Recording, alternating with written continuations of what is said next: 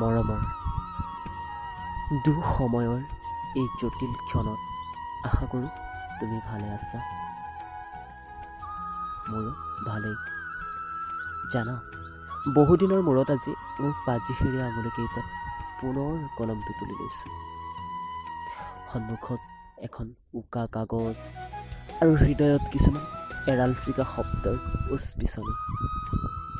এনেকৈয়ে নীলা নীলা বৰ্ণবোৰৰ মাজতেই যেন সপিলো জীৱনৰ সমস্ত বাসনা, ভাল পোৱাৰ সমস্ত জোৱা।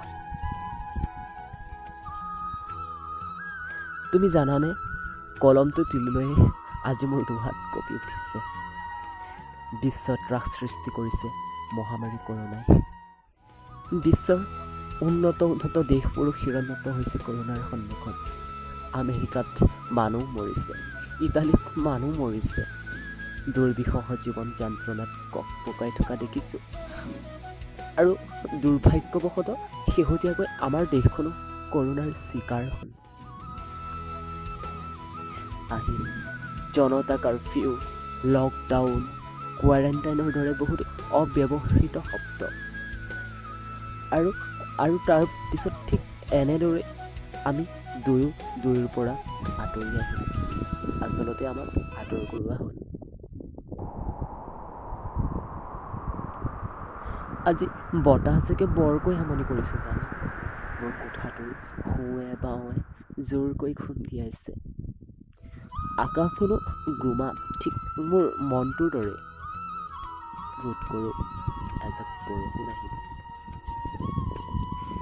গৃহবন্দীৰ এই সময়ছোৱাত আজি নিজকে বৰ অকলশৰীয়া অনুভৱ হৈছে। কৰোণাৰ ভয়াৱহতাই জোকাৰি যোৱা আমাৰ চহৰখনৰে কোনোবা এটা অস্পৃশ্য গলিত যেন বন্দী হৈ ৰ'ল আমাৰ চুপহী আশাবোৰ, মুকলি হাঁহিবোৰ। কি কৰোঁ উপায়ন্তৰ।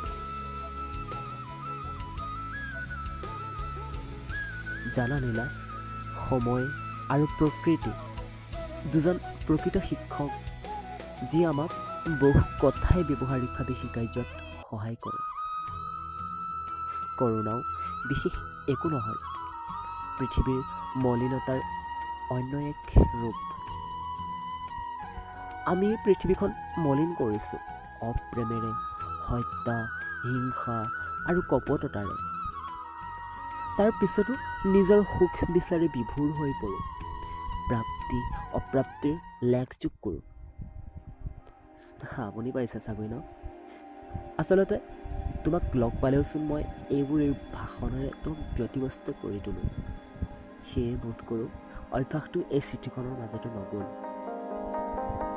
আৰু মই জানো তুমি মোৰ ভাষণবোৰক উপলব্ধি কৰা, গভীৰতাৰে লোৱা মোৰ প্ৰতিটো শব্দ। সেইবাবেতো মোৰ মন দাবনৰ একক আৰু আমৰণ প্ৰতিচ্ছবি তুমি। বিগত এটা বছৰৰ কথাবোৰ ভাবাচোন। লগ পোৱাৰে পৰা অ'ৰ পৰা তলৈ টহল দি ফুৰা আমাৰ স্মৃতিবোৰৰ কথা। আজি যেন চিৰাল ফাটি ওলাই আহিছে সকলোবোৰ গুপুত কথা।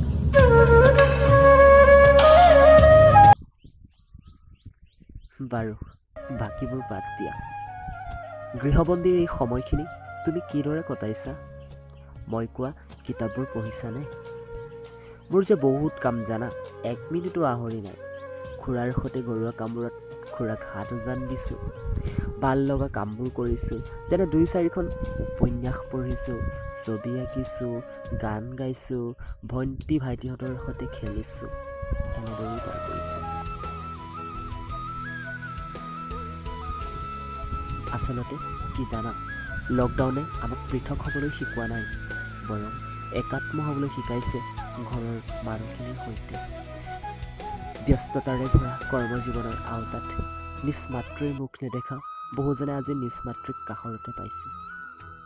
একেলগে এসাঁজ খাবলৈ পাইছে। ইয়াতকৈ আৰু কি লাগে কোৱা?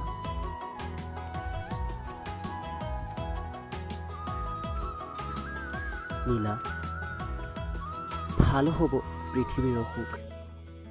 এদিন আকৌ স্বাভাৱিক হ'ব সকলো। মই আৰু তুমি পুনৰ বিচাৰি যাম লুইতৰ সোঁতত বৈ যোৱা আমাৰ হেঙুলীয়া সপোনবোৰ বিচাৰি। তোমাৰ মেঘালী চুলিবোৰৰ ঠোঁট আঙুলি গোলাপ, তুমি আউজি ৰবা মোৰ গাত একেধৰে চাই ৰবা অস্তৰাগৰ দিন এটি আকুলতা।